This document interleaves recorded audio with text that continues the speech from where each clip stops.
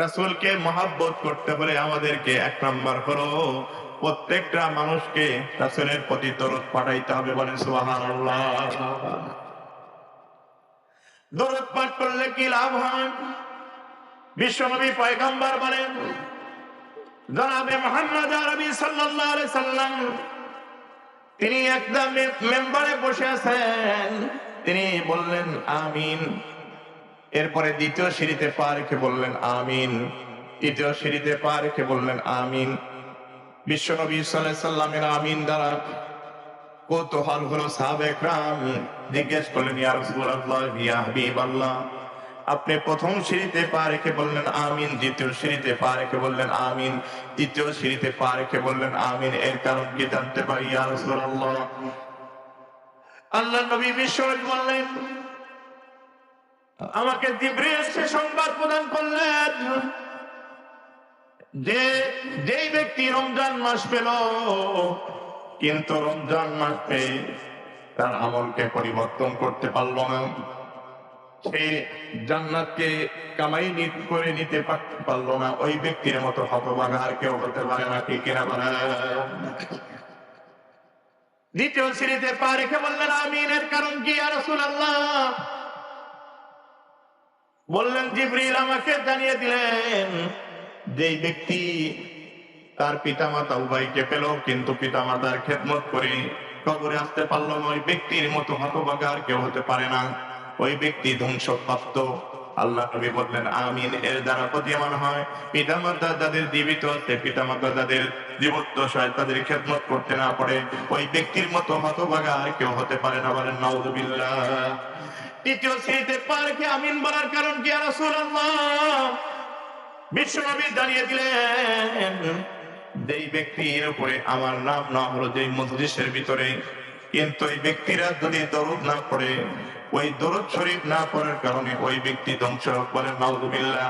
আল্লাহ নবী বিশ্বনবী বললেন, মান সাল্লা আলাইয়া ওয়াহিদান সাল্লাল্লাহু তাআলা আশারা মাররাতান, যে ব্যক্তি আমার উপরে একবার দরুদ পড়ে আল্লাহ রাব্বুল আলামিন তার উপরে 10টা রহমত নাযিল করে দেন। বলেন সুবহানাল্লাহ। এরপরে আল্লাহ নবী সাল্লাল্লাহু আলাইহি সাল্লাম বললেন, দরুদ পড়ার মাধ্যমে আল্লাহ রাব্বুল আলামিন কঠিন বিপদ থেকে আল্লাহ রাব্বুল আলামিন তাকে হেফাজত করে নেন। যে ব্যক্তি প্রতিনিয়ত 1000 বার পর্যন্ত আল্লাহ নবীর উপরে দরুদ পড়বে, আল্লাহ নবী বিশ্ব নবী বলেন, স্বপ্নে যোগে আমি আল্লাহ রাসূল তার সাথে সাক্ষাৎ করে নেই। বলেন সুবহানাল্লাহ। এরপরে দরুদের মাধ্যমে আল্লাহ রাব্বুল আলামিন হাজারো বিপদ আর মুসিবত যদি হয়ে থাকে, ওই পরিবারের মধ্যে মুসিবত আর বিপদ লেগে আছে, আল্লাহর নবী সাল্লাল্লাহু আলাইহি সাল্লামের প্রতি এই পরিবারের মধ্য থেকে দরুদ পেশ করা হয়। বিশ্বনবী পয়গম্বর বলেন, দরুদের কারণে তাকে হাজারো বালা মুসিবত থেকে আল্লাহ রাব্বুল আলামিন তাকে হেফাজত করেন। বলেন সুবহানাল্লাহ। বিশ্বনবী পয়গম্বর বলেন, যেই মজলিসে দরুদ নিয়ে দোয়া করা হয়, ওই দরুদ পড়ার কারণে দোয়াটাও কবুল করে নেন। বলেন সুবহানাল্লাহ। এই জন্য বিশ্বনবীকে মহব্বতের মাধ্যম হলো তাকে দরুদ পৌঁছানো। দরুদের কেমন ফজিলত, একটি মাত্র ঘটনা বললেই শুনবেন। হেকায়াতের ভিতরে এসেছে, খুতবাতুল জুলফিকারের মধ্যে আল্লামা জুলফিকার রাহমাতুল্লাহি আলাইহি বলেন, একদা এক যুবক স্বপ্নে চোখে দেখতেছেন তার বাবা হজ্জবর্তী পালন করার জন্য রওনা হয়েছেন। কাফেলা নিয়ে যখন হজ্জবর্তী পালন করার জন্য রওনা হয়েছেন, হজ্জবর্তী পালন করা অবস্থায় তার বাবা ইন্তেকাল হয়ে গেল। রাস্তার ভিতরে সকল কাফেলা সুস্থতার সহিত হজ্জবর্তী পালন করার জন্য বাইতুল্লাহ শরীফে দেখলেন তার পিতার চেহারাটা শুকরের চেহারায় পরিণত হয়ে গেছে। বলেন নাউযুবিল্লাহ। তিনি কাউকে চেহারা দেখাইলেন না, চেহারাটা ঢেকে রাখলেন। ইতিমধ্যে তার চিন্তায় মগ্ন হয়ে একটু তন্দ্রায় এসে গেলেন, ঘুমিয়ে গেলেন। ঘুমের ঘরে সাদা দবদবে পরিত অবস্থায় একদম যুবক আসলেন। যুবক এসে আমাকে জিজ্ঞেস করতেছে, হে যুবক, তুমি কেন চিন্তিত এবং তোমাকে চিন্তার ছাপ দেখা যাচ্ছে কেন তোমার মুখের ভিতরে? বলতেছে আমার বড় চিন্তা এই কারণে, হজ্জবর্তী পালন করার জন্য আমাদের একটি কাফেলা ছিলেন। কাফেলার সমস্ত ব্যক্তি সুস্থ অবস্থায় তারা হজ্জবর্তী পালন করার জন্য মক্কার উদ্দেশ্য রওনা হয়েছে। কিন্তু হঠাৎ করে আমার পিতা রাস্তার ভিতরে অসুস্থ হয়ে যায়। অসুস্থ হওয়ার পরে এক পর্যায়ে তার প্রাণবায়ু বের হয়ে যায়, ইন্তেকাল হয়ে যায়। ইন্তেকালের পর তার চেহারাটা যেন শুকরের মতো হয়ে গেছে। তখন আমি এই চিন্তায় চিন্তিত হয়েছি, পিতার লাশটা কোনো সন্তান চায় না যে তার চেহারা বিকৃত হোক, আর কোন সন্তান এটা সহ্য করার মতো ক্ষমতা নাই। এই জন্য আমি চিন্তিত হয়েছি। বিশ্বনবী পয়গম্বর বললেন যে আমি আর কেউ নয়, তোমার পিতা আমাকে প্রতিনিয়ত 1000 বার দরুদ পাঠাইতে পারেন। সুবহানাল্লাহ। আজকে তোমার পিতা বিপদে পড়েছে, 1000 বার দরুদ পাঠাইতো প্রতিনিয়ত। প্রতিদিন তোমার পিতা 1000 বার দরুদ পাঠাইতো আমার নিকট। হয়তো কোনো আমলের কারণে তোমার পিতার চেহারা বিকৃত হয়েছে, এর জন্য চিন্তিত হবে না।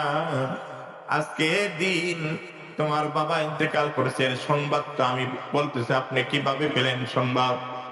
বলতে সংবাদ এই জন্যই পেলাম, প্রতিদিন তোমার পিতা আমার নিকট 1000 বার পর্যন্ত দরুদ শরীফ পাঠিয়ে দেয়। বলেন সুবহানাল্লাহ। 1000 বার পর্যন্ত দরুদ শরীফ পাঠায়। কিন্তু আজকে যখন ঘুমিয়েছিল, আজকে যখন তোমার পিতার দরুদ আমি পাই নাই, তখন আমি চিন্তা করলাম তোমার পিতার দরুদ আমার নিকট পৌঁছে না কেন। জিব্রাইলকে জিজ্ঞেস করলাম, জিব্রাইল কি অবস্থা? প্রতিনিয়ত এই ব্যক্তি দরুদ পাঠায় আমার নিকট, কিন্তু আজকে দরুদ আমি পাই না কেন? এই দরুদের আমলটা আজকে বন্ধ কেন? বলতে হুজুর আপনার ওই পেয়ারা বান্দা আজকে ইন্তেকাল করেছে, এই জন্য আপনার দরুদ পাঠায় নাই। কিন্তু তার কোন এক বদ আমলের কারণে তার চেহারা বিকৃত হয়েছে।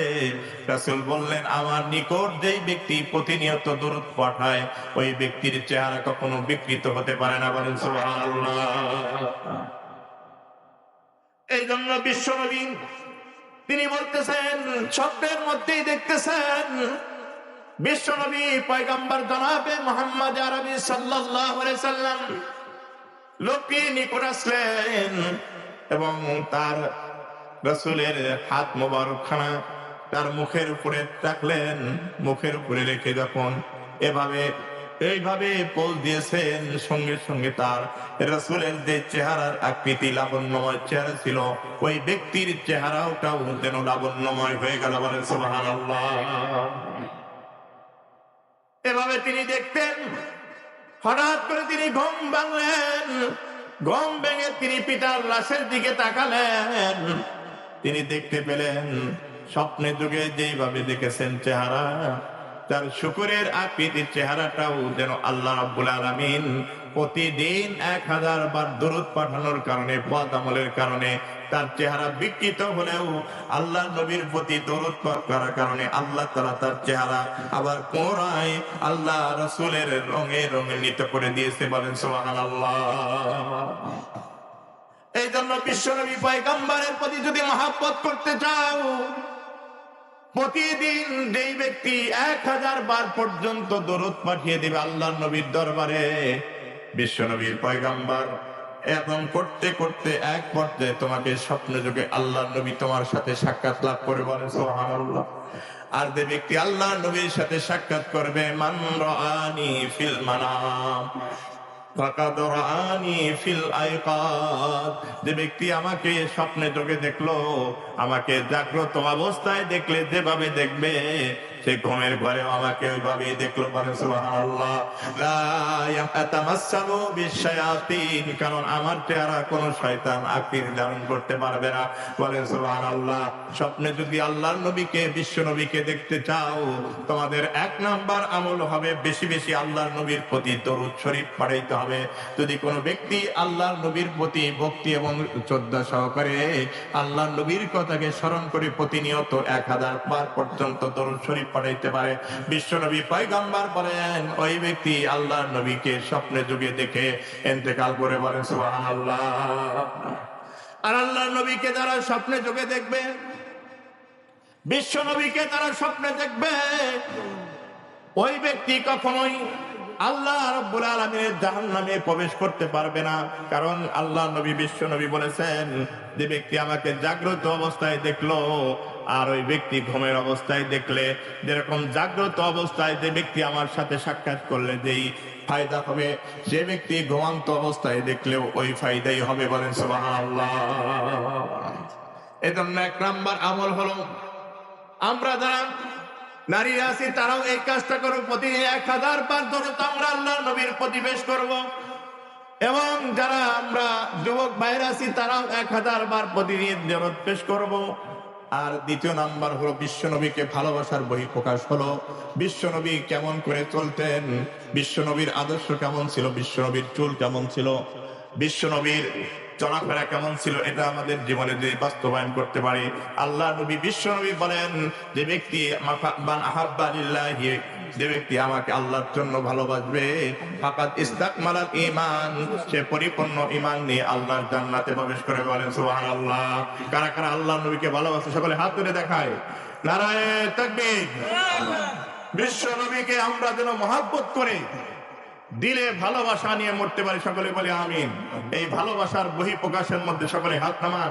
1 নাম্বার শর্ত হলো আমাদের কোরআনের আইন জীবনে বাস্তবায়ন করতে হবে, ঠিক না? আল্লাহ নবীকে পাঠানো হয়েছিল আল্লাহর কোরআন দিয়ে। 1 নাম্বার আল্লাহর কোরআনের আইন আমাদের জীবনে বাস্তবায়ন করতে হবে। 1 নাম্বার শর্ত হলো কোরআনের আইন যদি আমাদের দেশে রাষ্ট্রপ্রধানের আইন যদি হয়, পার্লামেন্টে যদি কোরআনের আইন জারি হয়ে যায়, তাহলে রাসূলের আদেশ মোতাবেক এই রাষ্ট্র পরিচালিত হবে, ঠিক না? 2 নাম্বার হলো রাসূলের জীবনের 63 বছর জিন্দেগিতে শুধুমাত্র মসজিদেই বসেছিলেন না, জিহাদে অংশগ্রহণ করেছেন, বাতিলের বিরুদ্ধে হুঙ্কার দিয়েছেন। এই হুঙ্কার আমাদেরকে আনতে হবে। প্রতিনিয়ত যেখানেই বাতিল আসবে সেখানেই আমাদের প্রতিহত করতে হবে, তাহলে আমাদের দেশে আবার সেই সোনালী যুগ ফিরে আসবে, ঠিক না?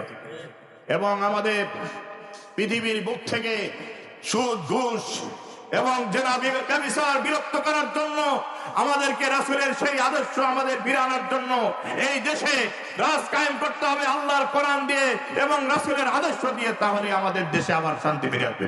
দেখেন বলে আল্লাহ তাআলা আমাদের সকলকে রাসূলের আদর্শবান হওয়ার তৌফিক দান করুক এবং আল্লাহ নবীকে মহব্বত করে যেন আমরা বলতে পারি এবং আল্লাহ রাসূলের প্রতি যেন আমাদের প্রতিনিয়ত 1000 বার আমরা একটা আমল দিয়ে গেলাম, 1000 বার দরুদ পড়ে যেন আমরা ঘুমাইতে পারি।